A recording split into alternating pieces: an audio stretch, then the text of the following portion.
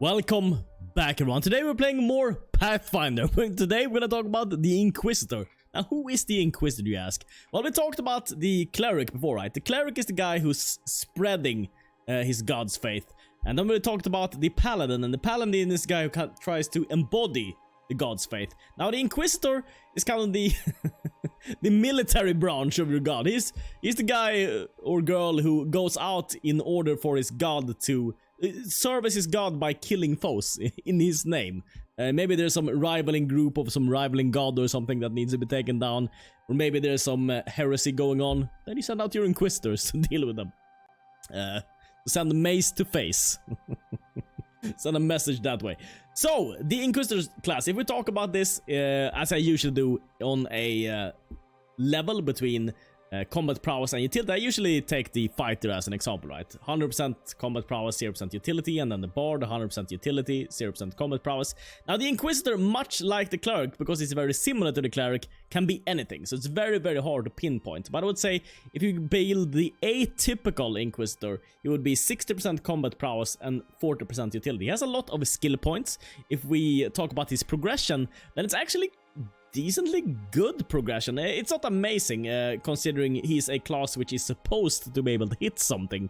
And if we also, because this guide is going to be, by the way, for unfair difficulty. If you talk unfair difficulty, and in Inquisitor without buff, if you don't think about what you're doing with your Inquisitor might end up being the worst character in your party. Because the Inquisitor requires you to think around it, because if you play this guy on unfair, you need to buff him up, because he has a medium progression on his base attack bonus.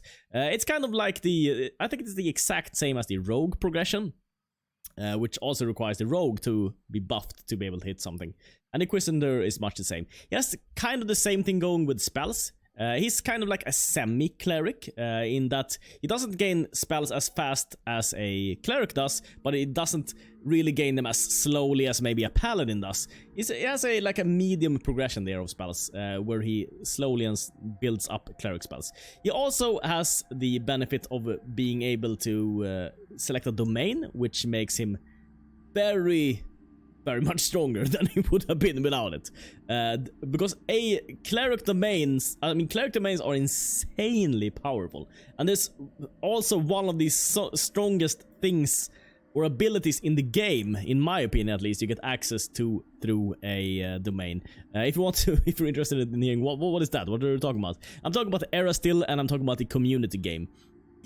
Community domain. If you do that domain, then you're going to get access to an ability called Guarded Hearth, and it's going to give your wisdom modifier to everyone in a large AoE as they're on their attack rolls. And you can of course buff up your wisdom modifier to be something like +10, and then everyone in a huge area will get +10 on their rolls, and that's just an insane buff. If you compare this to other buffs, where you might get like +4 from something, or for like greater heroism, which is a great spell by itself. It's they all pale in comparison to that spell. Also, the Inquisitor gets some unique stuff, some unique Inquisitor stuff, because the Inquisitor is kind of like a mix between a not melee, because there's a lot of incentive for actually going range with this character, but I should say it's a mix between an attack character and a cleric character. So he's kind of like a buffer with a character which is supposed to buff people, and also a character which is supposed to be able to deal some damage. But he gets some unique things here, like for instance Stern Gaze. Inquisitors are skilled at sensing deception, intimidation, and intimidating their foes. And an Inquisitor receives a moral bonus on all persuasion checks made for intimidation, and perception checks equal to half her Inquisitor level. Minimum of +1. This is actually a quite nice bonus, because persuasion and perception are two really important checks in this game. If you have a high enough persuasion check, then you can get a lot of free XP. In the late game you can get insane amounts of XP if you pass persuasion checks, and perception is important, because if you don't have enough perception, you won't be able to find the best items in the game. So I quite like Stern Gaze actually. The second ability we're gonna get is Cunning Initiative. At second level, an Inquisitor adds her wisdom modifier to her initiative checks in addition to her dexterity modifier. And this is quite nice because, as I said, you're kind of incentivized to go heavily into wisdom on this build if you're planning on taking advantage of the main selection, which I highly advise that you do, because it's such a strong thing. And if you do that, then most of them are based on your wisdom modifier, and in that case, cunning initiative can be quite powerful, because it will probably make you go first. The problem with Inquisitor is that it doesn't really matter if it goes first in combat, and it's quite different from pen and paper to Pathfinder Kingmaker, because in pen and paper I think at least that it can be a lot stronger to go first, but in this game you can usually go first anyways, because you can just start off combat by, casting fireballs and doing stuff from kind of outside of the threat range, and that way you get the first turn anyway. So I don't feel like it's that useful in this game. Then on the third level you get solo tactics. At third level, all Inquisitor allies are treated as if they have the same teamwork feats as the Inquisitor, for the purpose of determining whether the Inquisitor receives a bonus from a teamwork feat. So we're gonna have to talk about teamwork feats, because the Inquisitor is kind of based around teamwork feats, and it is kind of based around his team, right? He's a buffer in many ways. So one way that he buffs up his team is through a thing called teamwork feats. Teamwork feats you can select, and all the teamwork feats usually require you to be near something.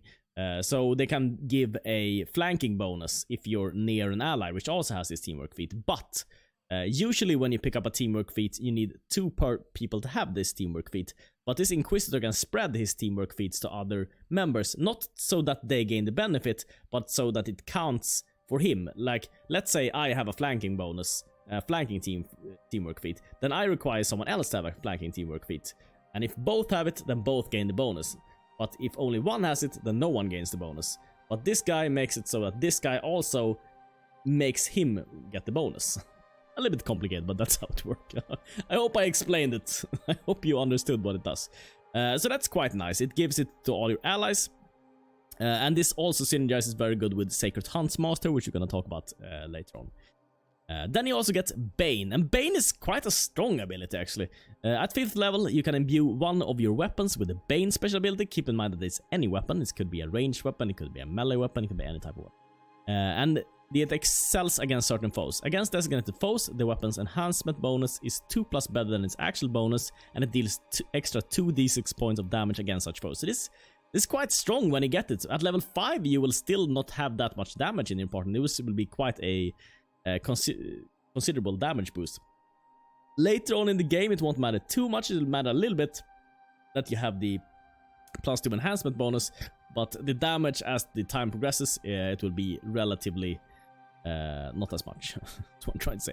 So then at level 11 you get another unique feature, which is called Stalwart, and Stalwart is kind of like the dodge things which barbarians and rogues or something. I don't remember exactly which class which gets it, but usually when you get this type of ability you get it for your reflex save, and then you're able to, whenever you dodge a fireball and you succeed with your reflex save, so that you should take only half the damage, you take no damage instead. But this, instead of working for reflex saves, it works on fortitude and will saves. So whenever an attack has halved the damage on successful save, she instead avoids the damage entirely. The problem with Stalwart, in my opinion, is that there's much more reflex saved spells, which halves the damage, much more so than there is fortitude and will based saves. So it's a decent bonus, but it's like not a reason to pick this class up. It's not super exciting in my opinion.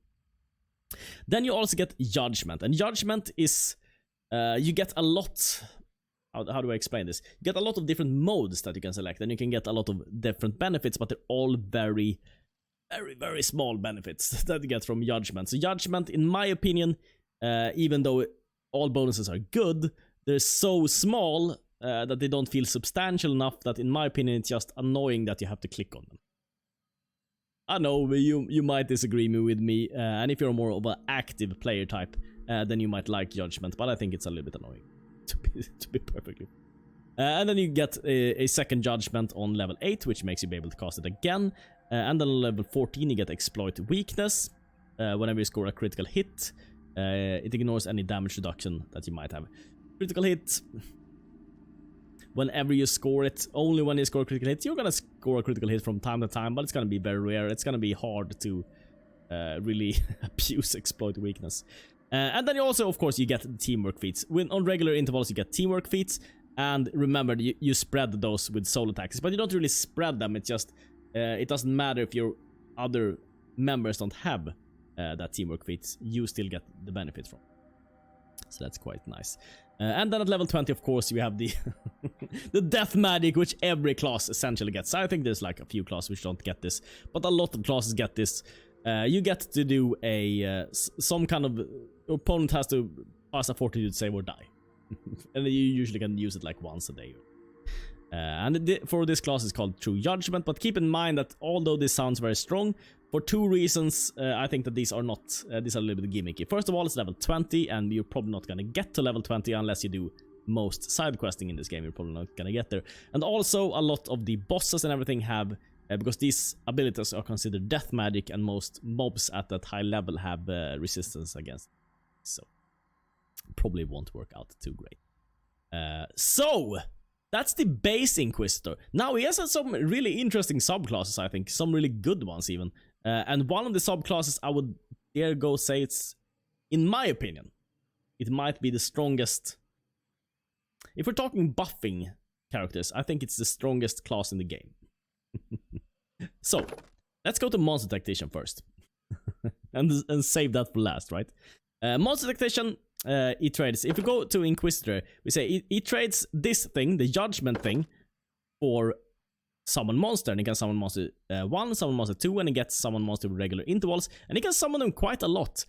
Starting at first level, a monster level tactician can cast summon monster 1 as a spell-like ability a number of times plus 3 plus her wisdom modifier, another reason to spec heavily into wisdom. And she can cast the spell as a standard action, and the creature remain for 1 minute per level. And then they also get at 5th level, every monster tactician casts a summoning spell. They also gain the teamwork feature, which is quite unique. So you can give your anything that is summon. But keep in mind also, there's a couple of things that you need to keep in mind there. First of all, summonings, well, you can see this here. You won't be able to summon undead, and if you later also pick up something like Animate Dead, for instance, Animate Dead is not really a summon, it's something that's get raised, so they don't get the teamwork feat. So keep that in mind. Because when I was planning out my necromancer, I thought that maybe these things would work, and I was looking at this, but it didn't work. So keep that in mind. So you'll get a lot of summons, and you essentially exchange the worst of the Inquisitor abilities for it, the judgment thing. And I think this is quite a solid subclass. It's almost a strict upgrade to the Inquisitor in my book, at least. For me, there's not much reason to stay with the regular Inquisitor. I think all of the other classes are just better. All of the subclasses are just better. And these summon monsters are quite strong, and they get even stronger with your teamwork feats. There's nothing not to love with this class, honestly. Nothing that's bad. Then we get to the tactical leader. Now, the tactical leader, his thing is that you always have these classes, right? You always have the classes which spreads to your companions, to everyone in your party. And this guy is being able to spread his judgment so that other people can use his judgment bonus. And he can spread his teamwork feats. Well, if you like a very active playstyle, then this might be up your alley. I think this is the weakest Inquisitor subclass, although I would say that it's probably still at the same or maybe even better than the regular Inquisitor. So you don't lose out on much. If you compare these two, it seems like you lose out on these things up here, like the Bane weapon, for instance, but it's just repositioned to down here, so you don't lose out on much. You don't lose out on much, you don't gain much. It's a fine subclass. Let's just move on, shall we? To this amazing subclass, Sacred Huntsmaster. This subclass is just... I love this subclass so much. If you want to pick up... Keep in mind, you need to think a little bit when you pick up this subclass, but if you do, I would recommend going Era Steel and Community, and if you do that, then it's probably one of the best characters in the game. You get access to a domain, of course, as all Inquisitors do, which is super duper strong. And you get an animal companion on top of this. And the animal companion, compared to other classes, for instance, the Ranger gets an animal companion, but it's counted. A couple of classes get animal companions, but they counted as a couple of levels lower, to kind of make up for the fact that I mean, they get them later, so the animal companion should be a lower level or something. But the Sacred Huntsmaster gets a animal companion at level 1, which is very, very strong to get it at level 1. And also, the animal companion does not have minus to any levels or anything, and that's super duper strong. And then you also get Hunter Tactics, where he's able to share his teamwork feats with his pets, which is also super duper strong. I would say that these teamwork feats, they're not amazing. By the way, these teamwork, I looked through all of these teamwork feats, and there's a couple of nice ones, and they can give you some bonuses, but there's nothing that really like gives a huge damage boost or give a huge buff to survivability. They give small, nice bonuses, and I think it's just it's a good thing to have. You have the teamwork feats, of course. And also, with Sacred Huntsmaster, if this was not enough already, if it was not enough that you can cast divine spells like a cleric, that you have a medium progression on your base attack bonus, that you have a domain, and that you have an animal companion. If this was not enough, you also get favored enemy like the ranger. This class is just bonkers. It gets everything. If it would have like sorcerer spells also, it would have everything, essentially. It would be the perfect class. It would have everything. But as I said, this class only has a medium progression on the base attack bonus, so you need something to buff this up. I recommend going Erasteel, Community Erasteel. You only get that at level 8 though, you get the Guarded Hearth. But you can go anything that buffs this up. If you have a sorcerer or wizard in your party, then you'll be able to hit with the Sacred Huntsmaster. If you don't do that, then it will only be, you can do that of course, and then it will only be the animal companion which will be able to hit something, because they still have a good base attack bonus. And then you can do some other things with your Huntmaster, maybe cast some more utility spells. Yes, but you get favored enemy, and much like the ranger, it improves, and you'll be able to select one more favored enemy. But keep in mind that this favored enemy bonus, where you get +2 bonus on your attack and damage rolls, it only works against your favored enemy. It doesn't work against other favored enemy. And when you get to select your next favored enemy, it's not that you get all these buffs to that. Also, every level you have to select where you get your +2 to. So let's say I go and I get favored enemy humans, which is one of the best things to pick up, by the way. And next time I get another favored enemy, I select favored enemy, I don't know, dragons. I don't know if there even is dragons. And then I will also be able to select, now I've selected dragon, do I get my extra +2 to dragons, or do I get it to humans? Will I have +4 humans and +2 dragons, or will I have +4 dragons and +2 humans? So I need to select which one it is, so you don't get to have the cake and eat it at the same time. So keep that in mind. And that is pretty much it for the Inquisitor. Let's just go ahead and create a typical Inquisitor. A typical Inquisitor build. And here I would also recommend that you go for any class that can get or a race I should say. Any race that get a +2 bonus to wisdom. Where do we find it? Like for instance this guy right here, Lawbringer. Lawbringer has a +2 bonus to constitution and wisdom. And this is very, very good for the Inquisitor. Then I would of course select Erasteel, and I will of course go Community Domain. Because as you can see here, we get Guarded Hearth. It's level 8 though, so it's gonna take a while before we get there. And it's gonna be a little bit difficult before we get there, but when you get there, oof. So here then, for the ability points, what I would recommend is picking up 20 wisdom. And you're gonna ask me, why do you need 20 wisdom? Why don't you go 18 wisdom, for instance? Well, it's a big difference between having 18 in a stat or having 20. If you have 20 in a stat for a spellcaster, then you will get 1 extra spell. Usually how it works is that between 10 in a stat and 18 in a stat, you get +1 extra spell. But then or 19 I should say, and then when you get to 20 it switches, and then you get 1 extra spell. So if you want that extra spell, which I think is quite nice, then get 20 wisdom. If you're not that interested in casting spells, then you might not even be that. You can even build this character to where you only use the domain power, and then go for a more combat oriented build. And you can even dump not dump wisdom, but maybe you can go down a little bit lower. Unless you've selected era still. Yes, there's a lot of ifs and buts here. But this is what I would recommend. 20 wisdom, so that you get your extra spells, so that you can use your domain powers more. And then you can just dump charisma. You don't want to dump charisma on your clerics, because you get... what are they called? you get these things which heal in an AoE. Channeling. Channeling is what they call. You get channelings, but on this class you don't get channelings. You can safely dump charisma. And I think you can dump intelligence. I know there's a lot of you out there who like having a little bit of higher intelligence scores. There's a couple of feats that you can use intelligence for, but I'm not that type of player which uses those. But keep in mind, if you want to use certain feats, then you can go for that. Then it depends what to go for here. If you are doing a ranged character, which is kind of what I think the Inquisitor works best as, then I would go for a lot of dexterity here, adding up to 16 maybe. And keep in mind this is a mercenary, so on your main character you will be able to get up to 18 on this score. And then having a little bit of constitution coming in. Yeah, something like this could be quite a nice score. And then for our...